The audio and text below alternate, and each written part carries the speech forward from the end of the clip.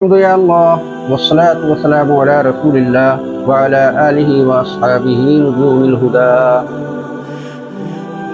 السلام علیکم ورحمۃ اللہ وبرکاتہ. امید ہے کہ سبھی لوگ خیریت سے ہوں گے. اللہ پاک سب کو دونوں جہان میں شاد و آباد رکھے اور بہت ساری بھلائیاں نصیب فرمائے. پیارے اسلامی بھائیوں اور اسلامی بہنوں، شوہر اور بیوی کے حقوق کا سلسلہ جاری و ساری ہے، جس میں کافی حد تک شوہر کے حقوق بیان کیے جا چکے ہیں. عورتوں کے حقوق کا سلسلہ چل رہا ہے. اللہ پاک ہمیں ایک دوسرے کے حقوق ادا کرنے کی توفیق رفیق عطا فرمائے.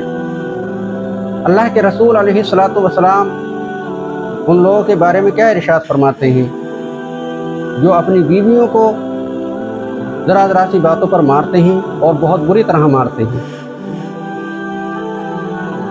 عن لقيط بن صبرة قال قلت يا رسول الله إن لي امرأة في لسانها شيء يعني البذاء قال طلقها.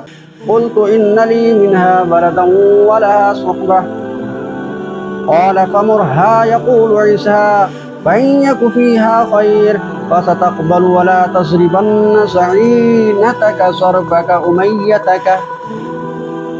حضرت لقیط بن صبرہ کہتے ہیں میں نے اللہ کے رسول علیہ الصلاۃ والسلام کی بارگاہ میں عرض کی. کیا عرض کی؟ یا رسول اللہ، میری ایک بیوی ہے جس کی زبان میں کچھ ہے، یعنی وہ بد زبان ہے یا تیز زبان ہے. بد زبان ہے یا فرمایا تیز زبان ہے. تو اللہ کے رسول علیہ الصلاۃ والسلام نے ارشاد فرمایا طلقها، اسے طلاق دے دو. میں نے کہا اس سے میرے کچھ بچے ہیں اور میرے اور اس کے درمیان پرانی صحبت ہے، یعنی کافی دنوں سے ہم ایک ساتھ رہ رہے ہیں. تو اللہ کے رسول علیہ الصلاۃ والسلام نے ارشاد فرمایا کہ تم اسے جو ہے نصیحت کرو. کیا کرو؟ نصیحت کرو، اسے سمجھاؤ، اسے شوہروں کے حقوق بتاؤ اور اسے بد زبانی کے نقصانات بتاؤ. اسے نصیحت کرو، دین کی باتیں بتاؤ. اگر اس میں بھلائی ہوگی تو قبول کر لے گی. اور اپنی بیوی کو لونڈی یعنی غلام جو ہوتے تھے، جو عورتیں ہوتی تھیں انہیں لونڈی کہتے تھے اور جو مرد ہوتے تھے انہیں غلام کہتے تھے. تو اپنی لونڈی کو، اپنی بیوی کو لونڈی کی طرح مار نہ لگاؤ. جیسے لونڈی کو مارتے ہیں، غلام کو مارتے ہیں، ویسے اپنی بیوی کو نہ مارو. اس حدیث پاک سے کیا مطلب واضح ہوتا ہے؟ اللہ کے رسول علیہ الصلاۃ والسلام کیا بتانا چاہتے ہیں ہمیں؟ اس سے چند فائدے معلوم ہوتے ہیں. ایک تو یہ کہ بیوی کی بد زبانی پر جو ہے ہمیں صبر کرنا چاہیے. ذرا ذرا سی بات پر جو ہے طلاق نہیں دینا چاہیے. خاص کر اگر بچے ہوں تو اسے طلاق دینے کا سوچنا بھی نہیں چاہیے. جہاں تک ہو سکے طلاق سے بچے، کیونکہ جب اللہ کے رسول علیہ الصلاۃ والسلام نے حضرت لقیط بن صبرہ کو طلاق دینے کا حکم دیا تو وہ عرض کرنے لگے اللہ کے رسول، ان سے میرے کچھ بچے بھی ہیں اور ان کے میرے درمیان پرانی صحبت ہے، ہم کافی دنوں سے ساتھ میں رہ رہے ہیں. اگر میں طلاق دے دوں گا تو بچے جو ہیں برباد ہو جائیں گے. بچے کہاں جائیں گے؟ نہ انہیں باپ دیکھنے ملے گا، اور اگر میرے پاس رہیں گے تو ماں دیکھنے نہیں ملے گی، اور ماں کے پاس رہیں گے تو باپ دیکھنے نہیں ملے گا. اللہ کے رسول ان کی زندگی برباد ہو جائے گی.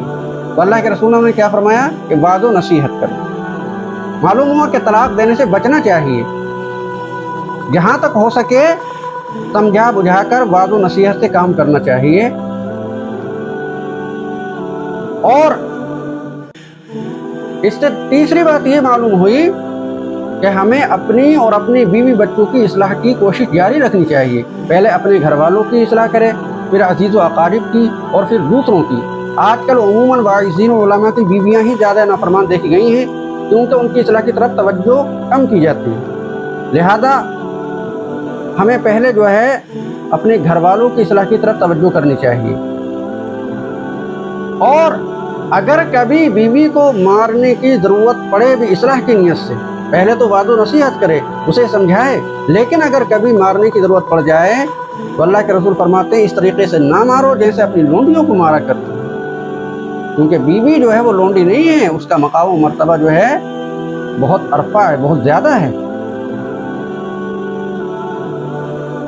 اور دوسری حدیث پاک میں اللہ کے رسول علیہ الصلوۃ والسلام کیا ارشاد فرماتے ہیں، وعن ایاس بن عبد اللہ قال قال رسول اللہ صلی اللہ تعالی علیہ وسلم لا تسربوا اماء اللہ فجاء عمر الى رسول اللہ صلی اللہ علیہ وسلم فقال زئرن النساء على ازواجهن ورخص في سربهن فطاف بآل رسول اللہ صلی اللہ تعالی علیہ وسلم نساء كثير يشكون ازواجهن فقال رسول الله صلى الله تعالى عليه وسلم لقد طاف بآل محمد نساء كثير يشكون أزواجهم ليس أولئك بخياركم۔ حضرت انس رضی اللہ تعالیٰ عنہ سے روایت ہے کہ رسول کریم صلی اللہ علیہ وسلم نے ارشاد فرمایا کہ اللہ کی بندیوں کو نہ مارو، یعنی بیویوں کو نہ مارو، بالکل منع کر دیا تھا مطلقاً۔ پہلے قصور پر بھی مارنے کی اجازت نہیں تھی۔ پھر اس کے بعد حضرت عمر رضی اللہ تعالیٰ نے ایک دن اللہ کے رسول کی بارگاہ میں تشریف لائے، حاضر ہوئے اور کہا کہ اللہ کے رسول، بیویاں شوہروں پر دلیر ہو گئی ہیں۔ ان کو معلوم ہو گیا کہ اللہ کے رسول نے بالکل مارنے سے منع کر دیا، تو اب وہ دلیر ہو گئی، تیز زبانی کرتی ہیں۔ تو پھر اللہ کے رسول علیہ الصلوۃ والسلام نے انہیں مارنے کی اجازت دے دی کہ تعذیب کے لیے، ادب کے لیے کچھ مار سکتے ہیں۔ تو پھر کیا ہوا، جب ان کو مارنے کی اجازت دے دی گئی تو کچھ لوگوں نے ان کو زیادہ مارنا شروع کر دیا۔ تو اب جو ہیں پھر عورتوں نے اللہ کے رسول علیہ الصلوۃ والسلام کی ازواج مطہرات کے پاس چکر لگانے شروع کر دیے اور اپنے شوہروں کی شکایت کرنے لگیں۔ تو اللہ کے رسول علیہ الصلوۃ والسلام نے ارشاد فرمایا کہ ہمارے اہل بیت پر بہت سی عورتیں چکر لگا رہی ہیں، ہماری بیویوں کے پاس بہت سی عورتیں چکر لگا رہی ہیں، اپنے خاوندوں کی شکایت کرتی ہیں، یہ لوگ تم میں اچھے لوگ نہیں ہیں، یعنی جو اپنی بیویوں کو مارتے ہیں یہ اچھے لوگ نہیں ہیں۔ جس طریقے سے مرد اللہ کے بندے ہیں، اسی طریقے سے عورتیں بھی اللہ کی بندیاں ہیں۔ جیسے مولا اپنے غلام کو مارنے والے پر ناراض ہوتا ہے، ایسی اللہ تعالیٰ ظلمن مارنے والے پر ناراض ہوگا۔ نہ کسی مرد کو مارو، نہ کسی عورت کو مارو۔ خلاصہ یہ ہے کہ قصور مند بیوی کو اصلاح کے لیے مارنا جائز ہے، اصلاح کے لیے۔ اگر قصور کر رہی تو اصلاح کی نیت سے، اسے دکھ پہنچانے کے لیے نہیں، تکلیف پہنچانے کے لیے، کوئی بدلہ لینے کے لیے نہیں، اصلاح کی نیت سے جو ہے اسے مارنا جائز ہے، مگر نہ مارنا اور واعظ و نصیحت کرنا اور اصلاح کرنا یہ زیادہ بہتر ہے۔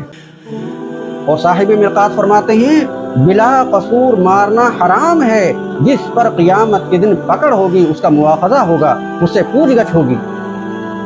ہمارے وہ اسلامی بھائی غور و فکر کریں جو بلا قصور جو ہے بیویوں کو مارتے رہتے ہیں۔ میں نے اس سے پہلے ویڈیو میں بتایا کہ بیوی کو کتنی باتوں پر مار سکتے ہیں اور وہ بھی کس طریقے سے مار سکتے ہیں۔ وہ ویڈیو دیکھیں جس کا عنوان ہے کہ شوہر بیوی کو کن باتوں پر مار سکتا ہے، اس کی ہیڈنگ یہ ہے۔